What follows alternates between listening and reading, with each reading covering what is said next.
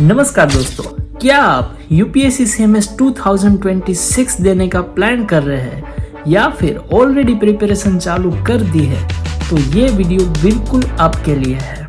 नमस्कार दोस्तों, मेरा नाम है डॉक्टर जय भरगा। मैं गुजरात के गिर सोमनाथ डिस्ट्रिक्ट से बिलोंग करता हूँ। मैंने अपना MBBS GMERS medical college 16 Ahmedabad से पास आउट किया था। उसके बाद मैंने 1 साल का बॉन्ड सर्विस किया था PHC पे। During that period, I applied for UPSC CMS and fortunately, I am selected with rank of 215 in category 2. इस वीडियो में मैं आपको मेरा इंटरव्यू का पूरा एक्सपीरियंस आपके साथ शेयर करूँगा। UPSC CMS इंटरव्यू ये सिर्फ नॉलेज चेक नहीं है, ये पर्सनालिटी प्लस कॉन्फिडेंस का गेम है भाई। कैसे सवाल पूछे जाते हैं, कैसे आंसर दिए जाते हैं, चलो मैं आपको सब रियल एक्सपीरियंस से बताता हूँ। No filter, only real learning. तो चलिए बात करते हैं मेरे इंटरव्यू के दिन की। उस दिन मैं सुबह जल्दी उठकर नहा धोकर अपना जो UPSC का जो ड्रेस कोड होता है वो पहनकर रैपिडो से बाइक बुक कर मैं पहुंच जाता हूं UPSC भवन। UPSC भवन के जस्ट बाहर एक शॉप है, वहां पे आपको नाश्ता वगैरह या चाय पानी मिलता है। तो वहां पहुंचकर मैंने चाय पी। उसके बाद वहां पे सब लोग फोटो खिंचवा रहे थे, तो मैंने भी ऑब्वियसली वहां पे फोटो शूट करवाया। बाद में जो सिक्योरिटी भैया थे और जो वहां पे एक सर भी थे, उसने बोला कि चलो सब लोग लाइन पे खड़े हो जाओ, बारी बारी से सबका चेकिंग होगा और बाद में आपको एंट्री दी जाएगी। बेसिकली वहां पे आपको एक अपना ID प्रूफ लेके जाना होता है और आपके पास एक एडमिट कार्ड होता है।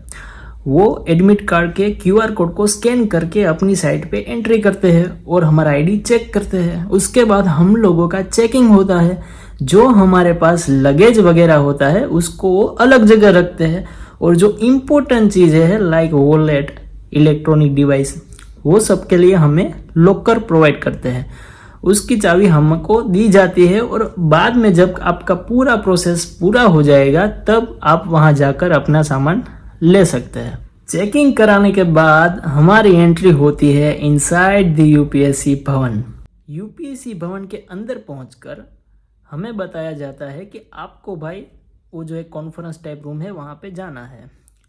बेसिकली वहाँ पे क्या होता है कि हमारे जो डॉक्यूमेंट्स होते हैं वो वेरीफाई होते हैं। वहाँ पे जब मैं अंदर पहुंचा तब ऑलरेडी वहाँ पे 7-8 ग्रुप बन चुके थे और पर ग्रुप में 7-8 मेरे जैसे एप्लीकेंट थे और पर ग्रुप में एक सर थे या मैडम थे जो हमारे सवालों का और कुछ भी डाउट है तो हम आप उनको पूछ सकते हैं। तो क्या हुआ था मेरे साथ, जब मैं वहाँ पे एंटर हुआ उस रूम पे, तब मैं वैसे भी वो लास्ट में मैं लाइन में खड़ा हुआ था और मैं ऑलरेडी लेट था।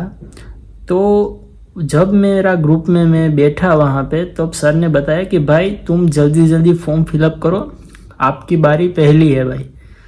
तो तभी से मुझे लगा कि भाई लग गए, अभी तो जो होगा वो देखा जाएगा, कोई दिक्कत नहीं। वो सेल्फ मोटिवेशन होता है ना, अपने आप को दिलासा देना, वो मैं वहाँ पे कर रहा था। तो ऑलरेडी मैं वहाँ पे लेट था। मेरे ग्रुप में जो सब लोग थे वो ऑलरेडी फॉर्म फिलअप करवा रहे थे, हाफ वे में पहुँच गए थे सब फॉर्म फिलअप करने में और मैंने अभी जस्ट स्टार्ट किया था। और मेन चीज़ तो वही थी कि मेरा टर्न पहले था भाई। तो सर ने बोला जल्दी जल्दी आप करो भाई। तो मैंने जल्दी जल्दी वो सब डॉक्यूमेंट अरेंज किए, वो लाइन पे वो अरेंज किए, वो सब वो वेरीफाई करवाए, फॉर्म फिलअप किया, सब किया। और थोड़ी ही देर में एक बंदा आया, उसने बोला कि चलो भाई टाइम हो गया है आपका इंटरव्यू का। तो वो मुझे लेके गया। तो उसके लेने के बाद पहले मेरा जो डॉक्यूमेंट लेके आया था, मेरी फाइल वगैरह, वो मैंने सबमिट की वहाँ पे। मेरा फिर से चेकिंग हुआ वहाँ पे। बाद में वो मुझे एक दूसरी बिल्डिंग लेके गया। वहाँ पे जो मेरा एक्चुअली जो इंटरव्यू रूम था उसके बाहर चेयर पे मुझे बिठाया गया। वहाँ पे वो भैया मुझे बोलते हैं कि अगर आपको वॉशरूम वगैरह जाना है, कुछ खाना पीना है तो यहाँ पे है, आप कर सकते हो। मन में तो मैं बोल रहा था भाई अभी क्या कुछ करना, अभी जल्दी ये ख़त्म हो भाई। तो थोड़ी देर वहाँ पे मैंने वेट किया, अप्रोक्स 20 to 30 मिनट्स हुआ, क्योंकि सर अभी आए नहीं हुए थे, IAS सर आए नहीं हुए थे।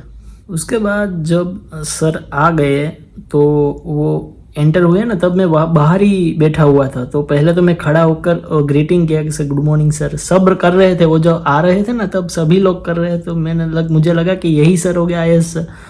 तो मैंने भी खड़े होकर ग्रीटिंग किया, sir good morning sir. Sir ने ऐसे ही इशारा करके अंदर चले गए। बाद में जो भैया मुझे यहाँ पे लेके आए थे उसने बोला कि चलो भाई आपका टाइम हो चुका है, अभी आप जा सकते हो।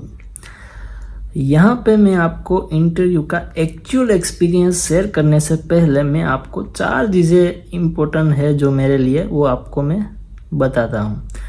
फर्स्ट, मैं फ्लुएंटली इंग्लिश नहीं बोल सकता। सेकंड, जो मैं हिंदी बोलता हूँ वो भी मैं गुजराती टच के साथ बोलता हूँ। थर्ड, जो UPSC का जो डेफ फॉर्म होता है उसमें मैंने position of leadership in college में as a cultural secretary mention किया था। वो मुझे बाद में पता चला कि मैंने ये मेंशन किया है, तो मैं अभी ये इरेज करना चाहता हूँ। क्या करे, वो अभी टाइम लिमिट हो चुकी थी उसकी।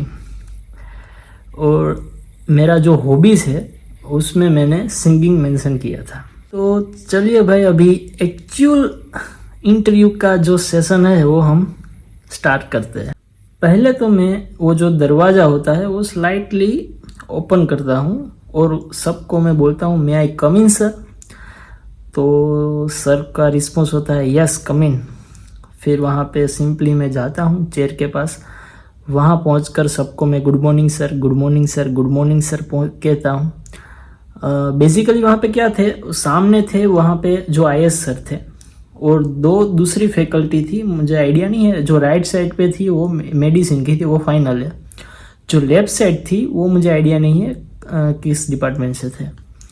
तो वहाँ पे जाके मैं सबको good morning sir, good morning sir, good morning sir बोलता हूँ। तो सर का रिस्पॉन्स आता है गुड मॉर्निंग, प्लीज़ सिट। तो मैं वहाँ पे बैठता हूँ। मैं यहाँ पे एक्चुअली सब प्रिपेयर करके गया था। लाइक माई नेम इज़ भर्गा जय कुमार राम भाई, आई come from Gujarat Gir Somnath, I passed my MBBS from GMRS Medical College Sola Ahmedabad, and then after I served 1 year period at PHC Ajota.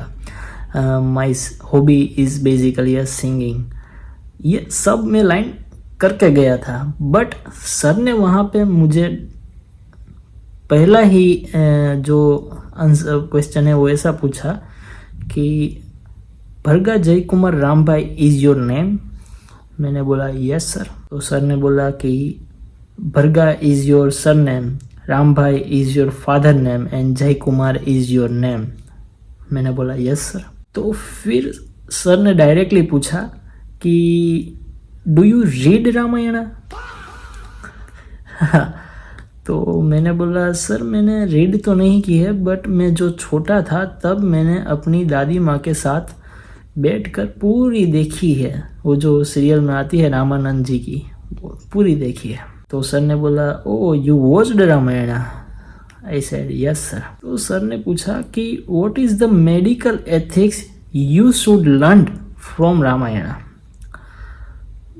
मैंने तब मुझे एक ही बात याद आई, जो लक्ष्मण की जो स्टोरी है वो कि लक्ष्मण जी को बाण लगता है, बाद में वो मूर्छित हो जाते हैं, फिर राम जी बहुत चिंतित होते हैं।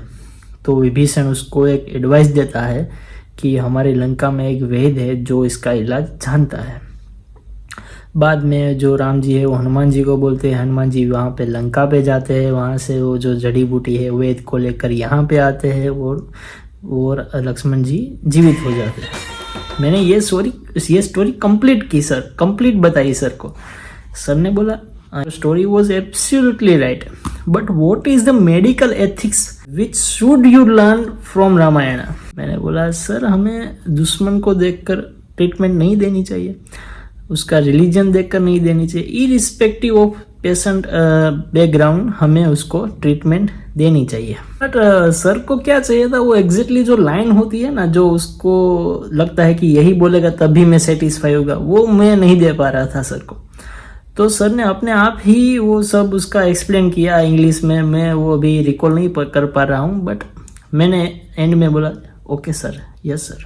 बाद में सर ने दूसरा सवाल पूछा कि आप कल्चरल सेक्रेटरी थे।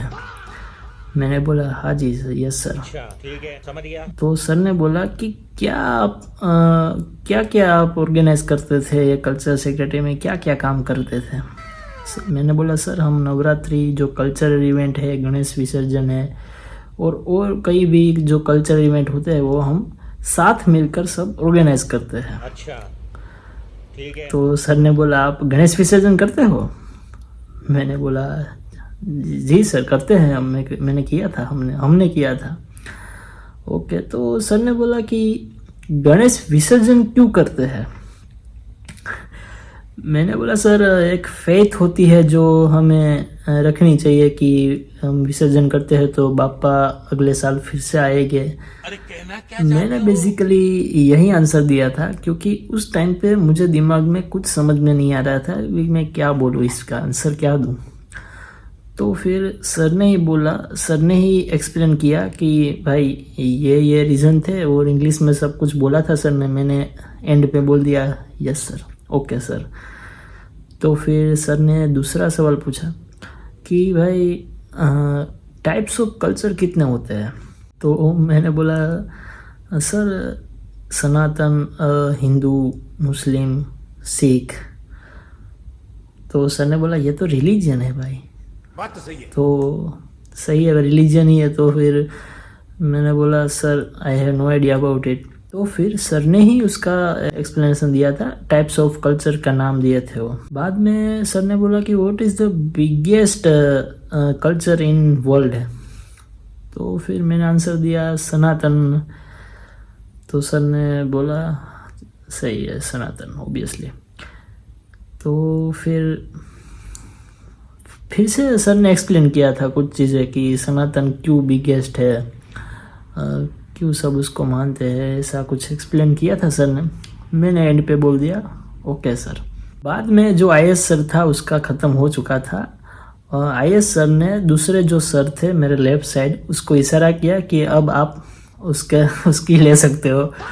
बेसिकली सर ने इशारा किया कि अब आप उसका वाइवा ले सकते हो, इंटरव्यू ले सकते हो। तो फिर वो सर ने बोला कि जो मेरे लेफ्ट साइड पे थे, आई don't know about their degree and their position, but लगा कि वो OBGY, PSM या फिर पीडिया में से थे। सर ने पहला क्वेश्चन पूछा कि आपने इंटर्नशिप कंप्लीशन की है। मैंने बोला हाँ जी सर, इंटर्नशिप तो कंप्लीशन की है। तो आपको कौन सा डिपार्टमेंट ऐसा था कि जहाँ पे आपको ड्यूटी करने में बहुत मज़ा आता था। मैंने बोला सर पीडिया डिपार्टमेंट था, उसमें जो NICU था उसमें मुझे बहुत मज़ा आया था।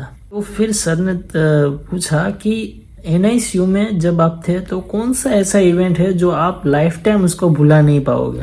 तो फिर वहाँ पे बेसिकली मुझे एक इंसिडेंट मेरे साथ हुआ था, उसमें से थोड़ा मसाला ऐड करके मैंने सर को बोला कि मैं जब एक नाइट में था, नाइट ड्यूटी पे था, मैं और मेरे जो सीनियर थे रेजिडेंट R2 वो थे, और अचानक से हमें पीडिया कॉल आता है OBGY की ओर से।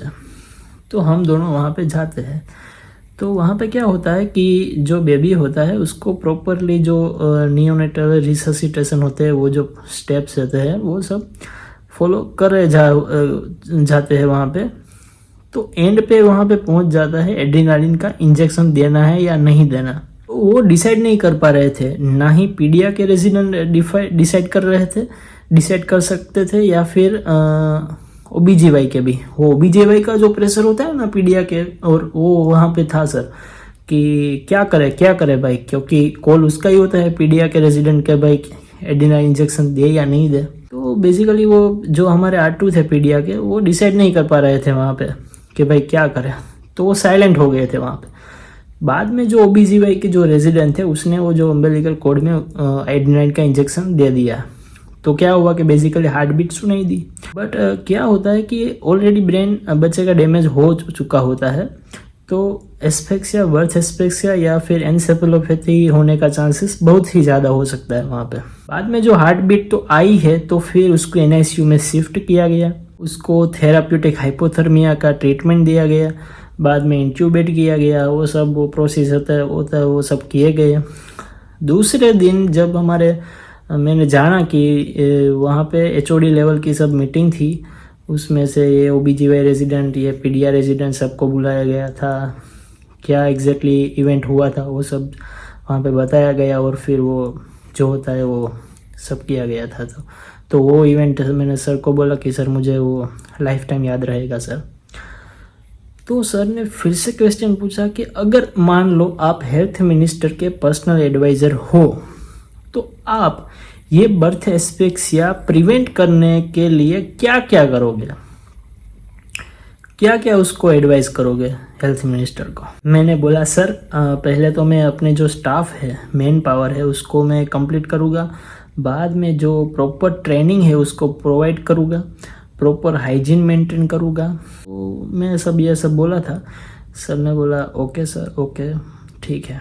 तो सर ने जो मेरे राइट साइड वाले सर थे उसको बोला कि अब आप ले सकते हो।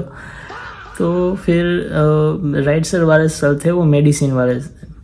तो सर ने पहला ही क्वेश्चन किया कि भाई name the virus which cause hepatitis other than hepatitis ABCDE। मैं पूरा ब्लैंक हो गया, भाई क्या आंसर दूं। अभी रेंडमली तो आंसर नहीं दे सकता ना भाई, किसी का भी वायरस का नाम दे दूं। मैंने बोला sir I have no idea about it. Sir ने बोला सोचो थोड़ा टाइम लो, सोचो। मैंने सोचा, तो उस टाइम क्या था, अभी मुझे कुछ समझ ही नहीं आ रहा था भाई क्या आंसर दूं। तो फिर मैंने फिर से बोला sir I can't recall at that time. Okay, sir ने बोला चलो ठीक है। तो सर ने बोला कि what kind of symptoms patient present with who suffering from hepatitis. मैंने बोला जॉन्डिस। सर ने बोला जॉन्डिस सर, मैंने बोला not a specific sign but one of the sign is jaundice. But no, patient क्या लेकर आता है। मैंने बोला sir usually non specific symptoms लेके आता है, like nausea, vomiting, abdominal pain, specifically right hypochondrial pain and jaundice also. Okay, sir ने बोला ओके। तो सर ने बोला कि राइट हाइपोकॉन्ड्रियल पेन क्यों होता है। मैंने आंसर दिया कि सर जो हमारा लीवर है उसका इन्फ्लामेशन होता है, उसकी साइज बढ़ जाती है, तो उसके लिए पेशेंट को वहाँ पे स्पेसिफिक पेन होता है। नहीं वो तो ठीक है, but what is actually reason behind it. तो मैंने बोला सर नो आइडिया। तो सर ने फिर समझाया कि जो हमारी ग्लिसन्स कैप्सूल होती है, जो लीवर की जो साइज़ बढ़ जाती है उसके लिए वो स्ट्रेच हो जाती है, उसके लिए वहाँ पे स्पेसिफिक पेन होता है। जी हाँ, सर ने यही बोला था। और फिर मुझे लगा कि भाई अच्छा तो नहीं जा रहा है, पर ठीक है सर। मैंने बोला सर ठीक है, ओके सर। उसके बाद मेडिसिन वाले जो सर थे उसने भी आईएस सर को इशारा दिया कि चलो भाई मेरा भी हो गया, अब जो करना है वो करो। तो आईएस सर ने बोला कि आप जा सकते हो, थैंक यू। फिर मैंने थैंक यू बोला सर को, सबको थैंक यू बोला, चेहरे पे स्माइल थी मेरे, और बाद में मैं शांति से वहाँ पे बाहर निकल गया।